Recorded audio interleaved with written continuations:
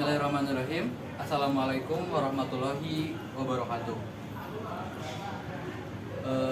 Selamat pagi teman-teman semua. Perkenalkan, nama saya Rizky Tadkiatunupus. Saya dari Dinas Lingkungan Hidup Yogyakarta.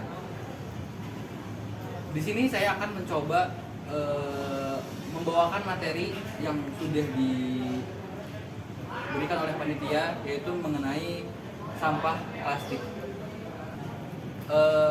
Bicara tentang sampah, tentu saja ini tidak asing dengan kehidupan kita sehari-hari. Mungkin yang teman-teman ketahui mengenai sampah, mungkin image-nya kotor, bau, tidak terurus, berserakan di mana-mana. Nah, mungkin ini juga menjadi permasalahan kita dengan Indonesia sebagai kedua penghasil sampah terbanyak di dunia. Tentu saja ini menjadikan banyak hal yang berdampak negatif bagi lingkungan, bagi diri kita sendiri, bagi alam. Karena secara tidak langsung, ketika sampah semakin banyak, otomatis masalah juga akan semakin banyak.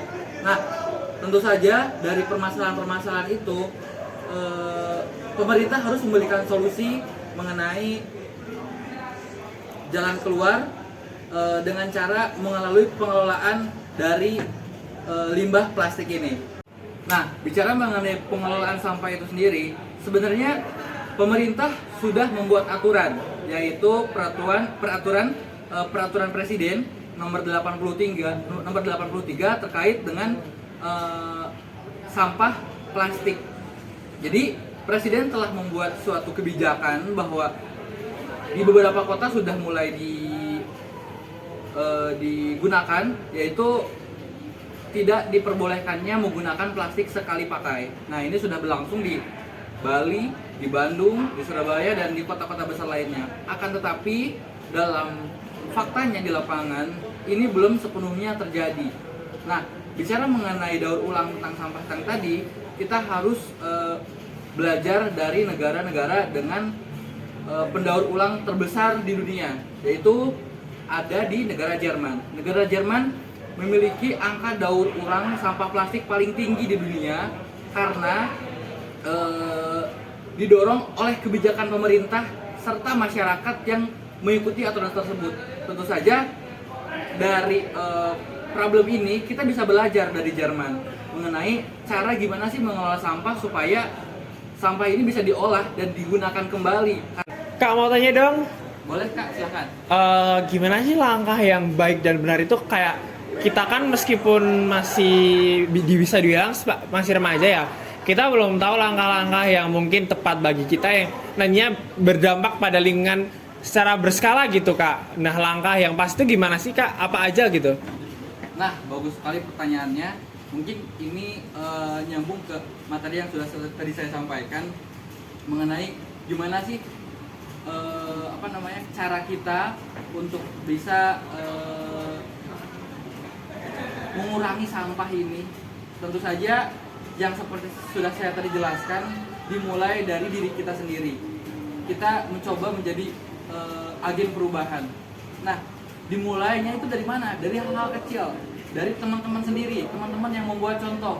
Ketika teman-teman misalkan membeli makanan, usahakan teman-teman membawa tas, karena secara tidak langsung teman-teman sudah mengurangi sampah limbah plastik. Nah, ketika teman-teman misalkan udah selanjur nih menggunakan plastik, nah buang ke tempatnya, pisahkan antara sampah organik dan sampah anorganik. Karena gak ada langkah besar kecuali dimulai dari langkah kecil yang berkelanjutan. Maka dari itu sekaligus saya di sini mengajak buat teman-teman untuk melakukan apa yang tadi sudah saya katakan, supaya Indonesia tidak terus menjadi penghasil sampah plastik terbesar di dunia. Nah, mungkin dapat saya simpulkan dari awal sampai sekarang bahwa ketika permasalahan sampah ini semakin membesar, nah kita sebagai selaku generasi muda dan akan menjadi penerus generasi bangsa harus memberikan contoh yang baik kepada lingkungan sekitar kita, memberikan dampak positif bagi orang-orang sekitar kita dengan cara kita memberikan